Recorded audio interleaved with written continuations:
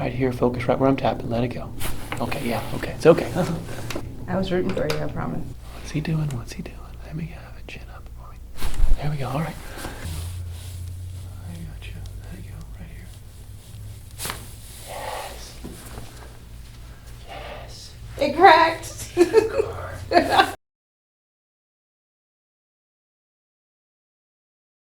It feels like it's more my lower back. I did a lot of the foam rolling on all parts, but more recently, since I've been traveling, I really haven't been foam rolling. So this week I've had a lot of lower. I sit all day, 8 hours a day, sometimes more. Okay. Drive. I like road trips, you know, my road trip here. I got you. Okay, did we talk about the Denneroll in the car at all? Did we mention that last time at all? No? No. Okay, we'll talk about that a little bit later. When you're driving, the roller doesn't work too good in the car, but there's that foam piece, especially this guy. Anytime you're in a car for more than 20 minutes, you want to have something behind your back. Does that make sense? To keep this arch in here. The lower back pain, a lot of it happens because when we sit, the arch in our spine goes straight, and like a ladder, it just goes right down to the bottom, the weight and the pressure. So what this does is it allows the spine to remain curved. Now, obviously, driving like this for a long period of time is going to feel awkward, and maybe your back goes numb, and just, you know, interweave it, let's just say. Yeah. You do it for 5 minutes, 10 minutes. You know, I think my wife and I, when we drove to North Carolina, of the 10-hour trip, I had it behind my back maybe 2 or 3 hours, you know, just intermittently through the drive. You want to have support. The support that's in vehicles' seats is not enough. They're giving a little bit, but it's not nearly enough to get a real arch in your spine. And what we do on the table is to make the spine limber enough so that we can do this effectively. See how you're moving here. Cross your arms. All right. Take one deep breath in for me. And then lay back for me. Exhale. Let all the air out. Keep going. Deep breath in for me. Head back. I got you. Let all the air out. There we go. Nice. Hands right there on your belly. Love your fingernails. Except for your one. Except for that one. We'll see if anybody. Except for that one. I'm teasing. Deep breath in. There we go. Exhale. There we go. There we go. There we go. Nice. Other side for me. Beautiful. Was that your? The first one was my wrist. But people will never know. It's my trick. There we go. Exhale. There you go. Nice. That was her back. Deep breath in. Exhale. Nice. Face up on me. They're perfect. Okay. I remember this neck. Yeah, she's still bad. I remember this battle. Okay. Okay. How should I approach this one? Let me just work it a little bit first.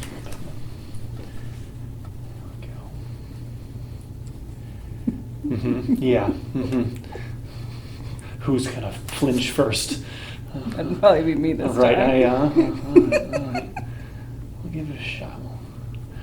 I sometimes, typically after the first few visits, I'll adjust, to see where the bones are and if how the bones were moving before you came in here. So sometimes I'll massage you first before I adjust, and what I'm trying to determine is were the bones moving before I massaged you. It shouldn't take or require a massage to have your vertebrae moving, and so sometimes I'll adjust you cold and just sort of get an idea of how it's moving. Real gentle. Keep that chin up. Perfect. A little tap right here. Focus right where I'm tapping. Nice. Nice. Yes. Very good. Okay. Right here. Yeah, right there. I just woke up his neighbor, and he's like, "Huh? What? What's going on? What's going on? Oh, we're at the Chiro." It's like Master and Commander. Shields up.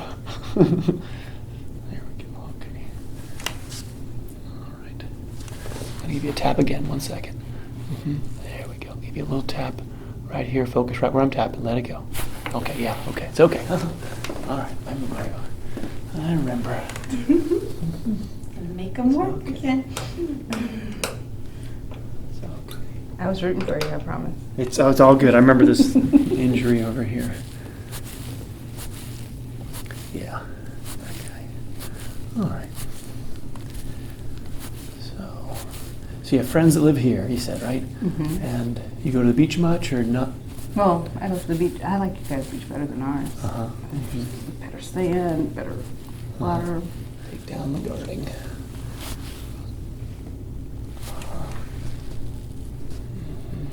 You called it an injury. Why do you say that? Well, we will say, if you compare the right to your left, there's an obvious abnormality, difference, disparity between the right and left. Mm-hmm. So it can be microtrauma. Repetitive microtrauma ends up being an injury. So it can be, like if I don't know, if I kept scratching you here lightly, a little bit doesn't hurt, but if I kept doing it for a long period of time, you'd have an injury. Does that make sense? So posturally, you can have micro stresses on an area that then lead to a large injury over time, right? It's like being picked at kind of idea. Or you can have a whiplash and then have like being cut with a knife, you have an injury internally. So there's a knot right here, from here to there. There's a area of tightness that signifies either posture, your head's forward and therefore the muscles are tight because of posture, but the issue is right now I have you laying down, so your muscles aren't really asked to being worked right now posturally. You're laying down. So the only reason I believe that this is still tight is because there's guarding. Your body has an injury, either micro or a large injury, like a macro injury, whiplash, and then there's protection that leads the muscle to stay in a tight. You can have, the other third reason you can have muscle tightness is nerve pressure. So commonly with sciatica, someone will have tightness in their calf or Charlie horses or hamstring tightness, right? Because the nerve is being irritated in the spinal column, and then the muscles in the extremity are being told to contract, so they contract, right? Mm-hmm. So you can have a full, now this muscle here is not in an area where typically we find disc injury. So this tightness here, I've very rarely, if never seen a C2 disc injury. So I wouldn't blame this tightness on a nerve pressure. So if you had a spasm in your bicep or your forearm, that would be, sometimes you can have nerve pressure in your lower neck leading to that. And so then rubbing the muscle in the arm would be silly, right? If the nerve is irritated here, you have to relieve the pressure on the nerve, and then the muscle will start to relax. Does that make sense? Mm-hmm. Now, muscles also need oxygen to relax just as much as they need oxygen to contract. So once the pressure on the nerve in the spinal column is relieved, the muscle in the extremity might stay spasmed even though the signal isn't being sent to contract anymore. So you do have to go into the arm sometimes, work the muscle to get it to relax after the nerve is calmed down. Does that make sense? A little bit, kind of. Part. No, I got lost, but I okay. understood the first part. It's okay. It's okay. Well, that's why I get paid the big bucks. I don't have to understand it, Ed. Just fix it. Okay. My accountant tries to explain stuff to me sometimes, and I get lost after the first 3 words he says. Well, you see, there's an S corp in the end. I'm like, well, you lost me right there. I have no idea. And then you just ask, so I just do you know how to fix this? Right. I'm like, what do you need from me? How much money do I need to pay the IRS? I don't really care. Go down. That's in protection. Okay. Then the other end is down here, so the other end of the muscle. I wonder what'll happen once it actually relieves, like how my neck will feel. Right. Well, flexible, not trapped, not wall. You tilt your head to the right. This is not going to stretch fully, so you're going to feel like your head doesn't tilt right that well. There we go. All right. See, it's almost all gone. It's really starts to calm down. There we go. His thumbs are stronger this time. Uh-oh. Oh, he's been working out. He's been working out those thumbs. Every day. Preparation for your neck. I saw it on the schedule. She started putting Rocky music on, like one of those training montages. Rising up, straight to the top. Got the guts, got the glory. Then she started like hitting my abdominals while I did sit-ups, and I was like, what am I doing this for?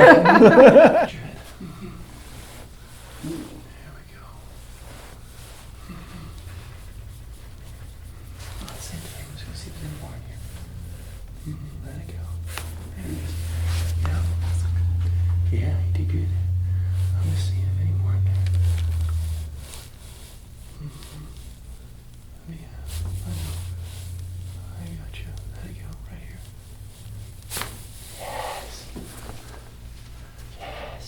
it cracked. Yeah, like a double. You know, it wasn't It just. felt so good. It was twice. It's a double improvement. I from can't last get you time. both in the camera. It's a double improvement. No, it was good.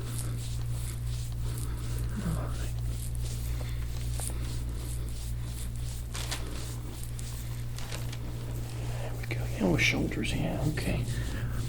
So I'll say my 8 corners, I call it, which are the 2 in the upper neck, 2 in the upper back, 2 in the mid back, and 2 in the hips. And if those areas are moving, they're sort of the bottlenecks. If those areas are moving, then everybody else is going to be fine.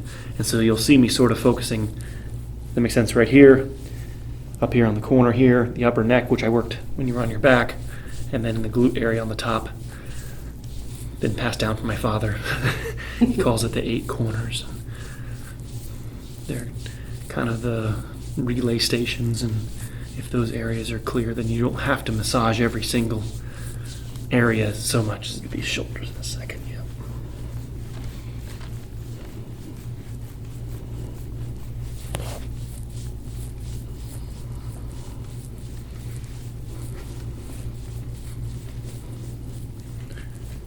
Okay, right there.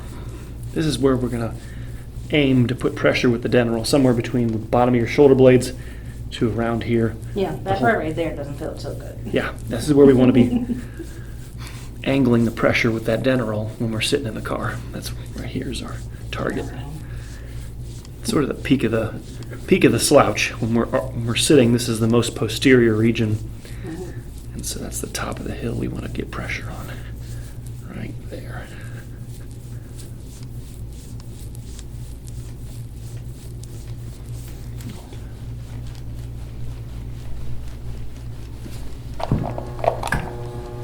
Oh, this is a new table too. It is a new table, but it's same type of table.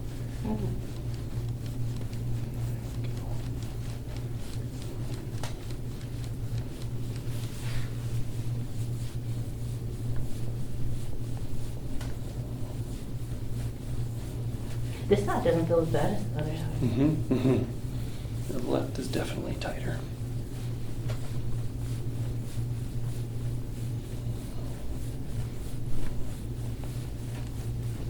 Right there, yeah. That's one of my corners, right?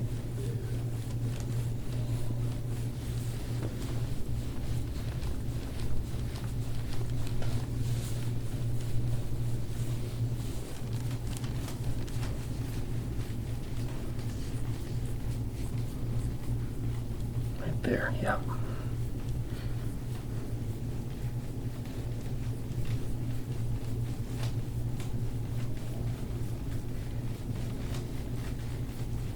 Not there, Ed. Anywhere but there.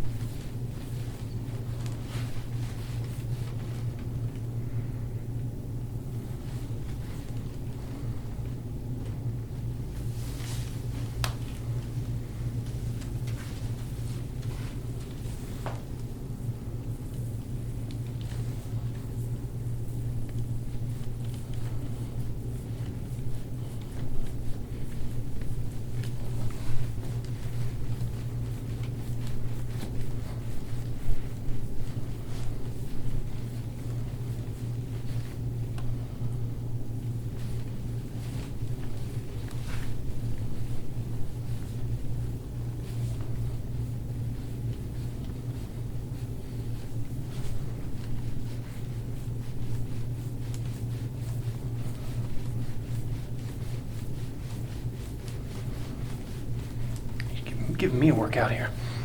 She's so tough. Right there, yeah.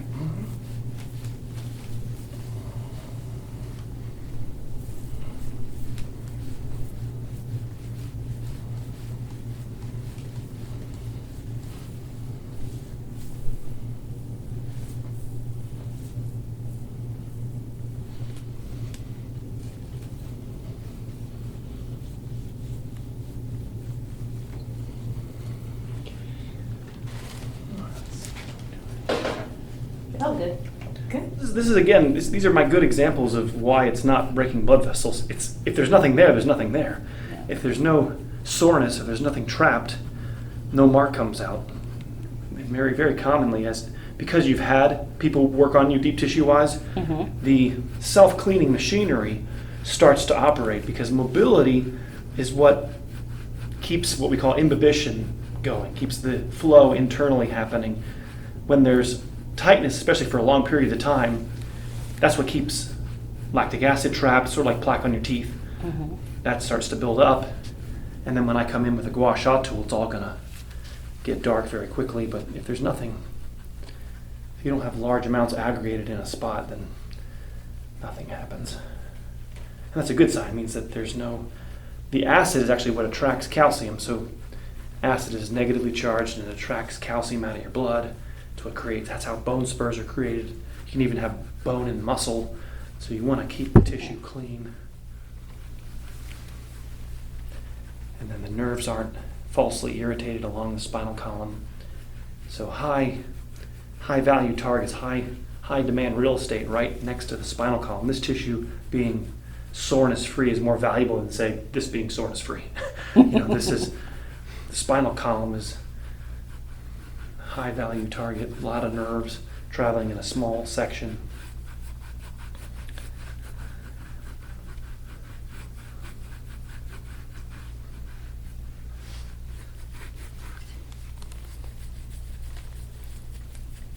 My goal is to find one spot that turns purple. Purple, I wow. might get here on the shoulder here, a little bit right here, maybe. And on the levator scapula right there. Yeah, and you've gotten weaker. Last time you were No, your back's cleaner. No. Okay, good. You did your workouts. I can feel everything. Good. Get you. It's actually what happens frequently throughout care in my office is people think I'm going easier and easier, and I'm actually working harder and harder, but your back is getting cleaner and cleaner, and then you're just telling me about your day and your life, and I'm sweating my butt off. And It's a good profession if you yeah, work no, out. it's cool to see that transition. So it's like seeing the birds leave the nest. Be free, little bird. You're flying. A little bit here on Terry's minor. Terry's major here. Yeah, Ed, no, not in there. The other lady didn't massage me in there. No, she didn't, huh? Okay. This is what I tease my sister. This is called off-roading to me. Going off-roading way out here. Where are you going, Bren? I'm gonna find something. There's gotta be something in here, son. That's what you do. When the main areas are clean, then we can start venturing and detailing the underside of the car, right? With the outside. Okay.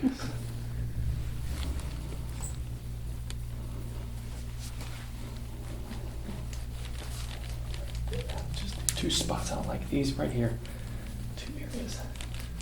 There.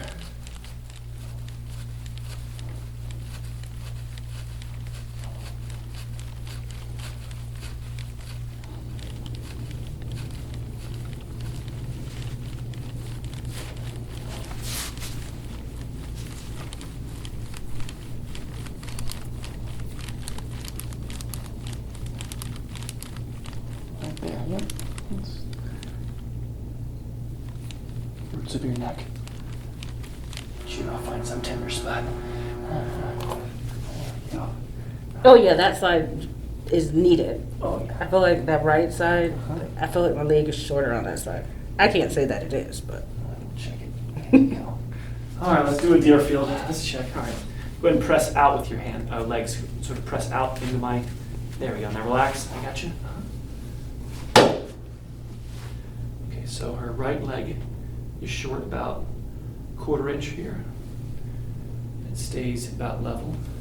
But just from, you can see that, Carl? Her right leg is short. So it's probably the right hip is going to be high. Let's see. Gotcha. Right hip's high about 1/4 inch. So this whole side of her right side is elevated. Right hip high. The right hip is up as a way to relieve pressure on the left lower. So it'll be initially an avoidance of the left lower. The right hip will come up to relieve that. Well, Ed, I don't have any pain on the left side. Correct, because your right hip's high.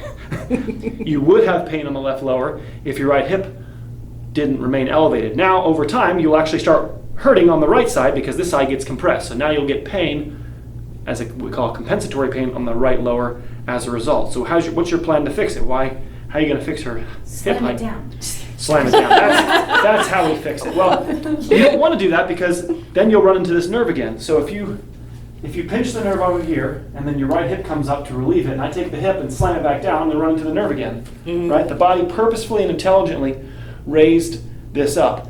So the hip will come back down when the left lower doesn't hurt anymore. The right hip will come back down. No more avoidance will be necessary. How do you make the left lower not hurt anymore? You get the middle back working. That's where we're going to, in a minute, when we put the Denneroll, when you're sitting, does that make sense? Okay. When you're sitting without support in your middle back, your left lower part of your back gets too much stress. When your left lower part of your back gets too much stress, your right hip comes up to avoid this. Does that make sense? So if I take this right hip and shove it back down, I'm going to pinch this nerve, then that's going to make your right hip come up even higher. Ooh. Right? Because then I hit the nerve again. The only way for it to go away is for your body to be convinced that it doesn't need to happen. The body purposefully and intelligently raised your right hip to take pressure off this. Okay. Okay? So when there's no longer any reason to take pressure off this area, the hip will come back down on itself. It won't need to be elevated. It's like if I have something hot in my hands, I'm going to move it around quickly, right? Yeah. You don't just tell the body, stop moving the object in your hand that's really hot. Once the object's no longer hot, I don't have to move it around in my hands anymore. Does that make sense? If I don't keep moving it, I'm going to burn my hands, right? That's a compensation. The body does it intelligently to relieve pressure, but the word subluxation took over, and everybody wants to try to slam it back down or put a heel lift. We'll put a heel lift in your right leg, in your right shoe. I don't want that. But you see what I'm saying? That's what they do. They'll say your right leg's short, and I don't agree. I don't subscribe to any of this. The pressure in the lower back has to be relieved. Why is there pressure in the lower back? She sits for 10 hours. We started off today's visit, and I do a lot of sitting. What does a lot of sitting do? Puts pressure on the lower back. What happens when you put too much pressure on one side of your lower back? The body tries to fidget and move things around, right? The alignment shifts. That's not the problem. The pressure on the lower back is the problem. Does that make sense? The compensation is just a result of the pressure. Fix the pressure, there won't be any compensation. That's it. End of conversation, drop the mic. Strengthen the core. We need to strengthen our glute muscles and that'll make it. No. There isn't any. That's it. No more conversation. But that's what I heard, to strengthen my glute muscles. And I'm like, okay, No. I've been in the gym for 6 months. Incorrect. What's happening? That just puts more, right, that just puts more pressure on your lower back. And then your hip height keeps going Your glutes more. are very strong. Jeez. No. Because you can't strengthen a muscle without also putting stress on a joint. What do muscles do? They move joints. And so when you're exercising a muscle, you're also exercising the knuckles and the joints in your spine. And when you overstress a joint, the joint will become inflamed, and then your body will try to lean away from it. So if you sprain your left ankle, you'll put more weight on your right ankle as a way of relieving stress on the injured ankle. Mm-hmm. The avoidance isn't the problem. The injured ankle that caused the avoidance is the problem. Why am I the only one talking like this? Stay in your little cave edge. Calm down. This is one of those hot button issues. Just Rita. relax, Ed. I'm glad I mentioned it. Just breathe. You're his therapist today.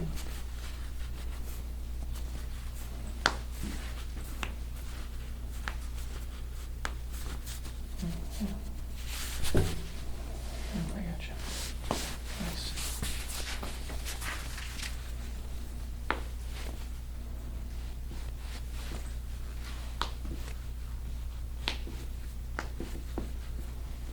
Oh, I know. Almost. Oh! Didn't think you were gonna get it. Oh, yeah. Okay, let me have it, I got you. Let me relax the leg. There you go. There you go, good, okay. All right, I got you.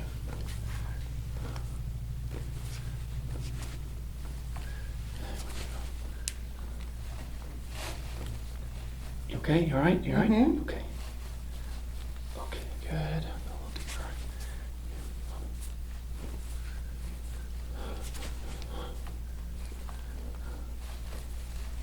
All right, good, okay.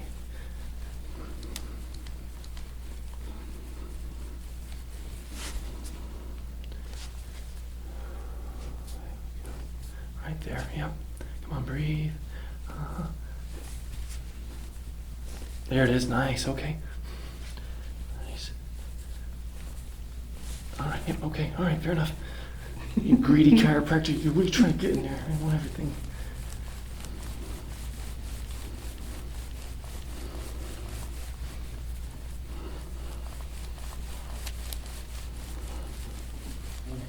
It's gonna put a little stress on your shoulders, but I got your arms and I got you. Breathe, we're just gonna come up.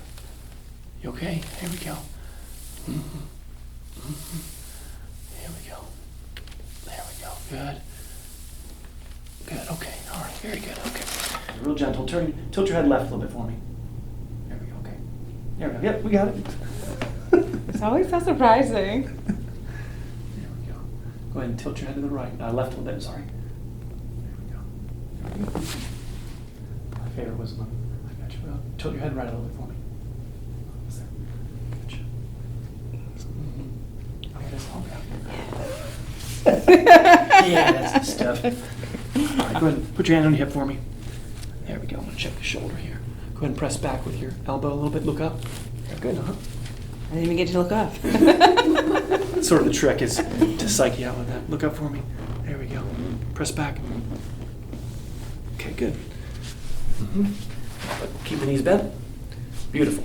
Then you got goal would be bring your arms up if you can. Okay, you're okay. Yeah, how long have you been doing the roller? How long have you done the roller? Since the last time I saw you. Okay, perfect. Okay, excellent. Yep, you're ready. And then Pass the test. you pass. Yeah, you.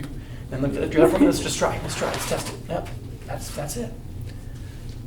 That's it. Eventually, put the feet together, knees together, and then you bring your knees left. Same kind of idea as the roller. Stretch that right side. Get the idea? Right. Knees touch the ground eventually. I know. Bring your knees right. It doesn't feel as comfortable to do it. I know. I'm giving you everything. Once this is all a joke, like I said, it means that the arch in your back, two things have to happen for this to be easy. Your middle back has to be supple. If your middle back is rigid, it won't go into a curved position. Two, the arch wants to be there. Bring your knees back up about 5-10 seconds, and then for the most part you stay in the middle. And the goal is about, usually you'll have a few minutes of difficulty, not too difficult from 5 to 15 minutes, and then from 15 minutes to 20 you'll want to get off, but you have to push for that 20 minutes. That's when the ligaments are actually stretching. Does that make sense? Your posture is changing. And we call this ligamentous creep, is that lengthening of the ligament on the foot. It's the closest thing I have to a portable, the knee, right? This is what you can use. Otherwise, you're stuck with.